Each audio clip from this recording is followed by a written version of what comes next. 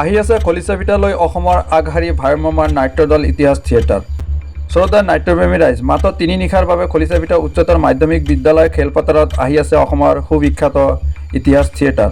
অহা 6, 7 আৰু 8 জানুৱাৰী তাৰিখত চাবলৈ পাব অভিজিৎ ভট্টাচাৰ্যৰ ৰচিত এই বছৰৰ শ্ৰেষ্ঠ নাট মানুহ নহয় প্ৰেমিক, ৰাম ৰাজ্যৰ লক্ষ্মণ আৰু দৰাযাত্ৰী।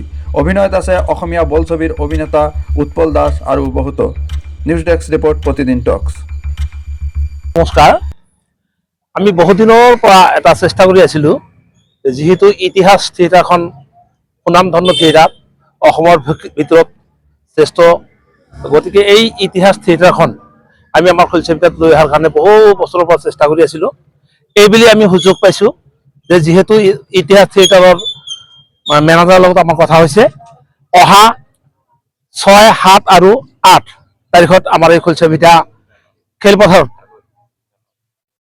জানুৱাৰী মাহৰ 6, 7 আৰু 8 তাৰিখত খলিচাপিঠা হায়াৰ ছেকেণ্ডেৰী খেলপথাৰত এই ইতিহাস থিয়েটাৰখন আহি পাব।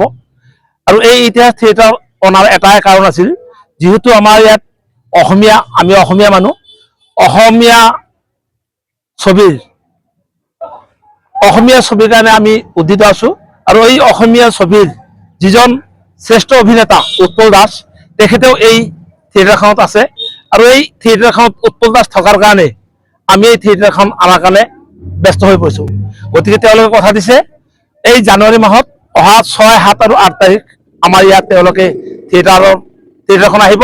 আৰু আমাৰ যিবোৰ ৰাইজ আছে, ওচৰ চুবুৰীয়া যিবোৰ ৰাইজ আছে বা দূৰ দূৰণিৰ যিবোৰ ৰাইজ আছে, তেখেতক আমি আহ্বান কৰিছোঁ, তেখেততে আমাৰ এই থিয়েটাৰখন চোৱাৰ কাৰণে আহে 6, 7 আৰু 8 তাৰিখত। গতিকে আমি তেওঁলোকক আমন্ত্ৰণ জনালোঁ, তেওঁলোকে আহিব বুলি আমাৰ তৰফৰ পৰা অভিনন্দন থাকিল। ৰাইজক অলপ পলম হ'লেও শুভ নৱবৰ্ষৰ শুভেচ্ছা জ্ঞাপন কৰিছোঁ। এটা আনন্দৰ সংবাদ যে আমি খলিচাপিঠা উচ্চতৰ মাধ্যমিক বিদ্যালয় খেলপথাৰত মাত্ৰ 3 নিশাৰ কাৰণে সুনামধন্য থিয়েটাৰ ইতিহাস জানুৱাৰী মাহৰ 6, 7 আৰু 8 তাৰিখত প্ৰদৰ্শন হ'ব।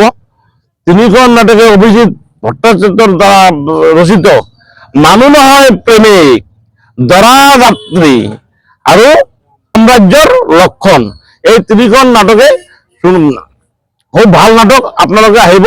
তাৰ লগতে অসমীয়া চলচ্চিত্ৰ জগতৰ শ্ৰেষ্ঠ অভিনেতা উৎপল দাস ডাঙৰীয়াৰ অভিনয়েৰে ৰচিত হ'ব 3খন নাটকে।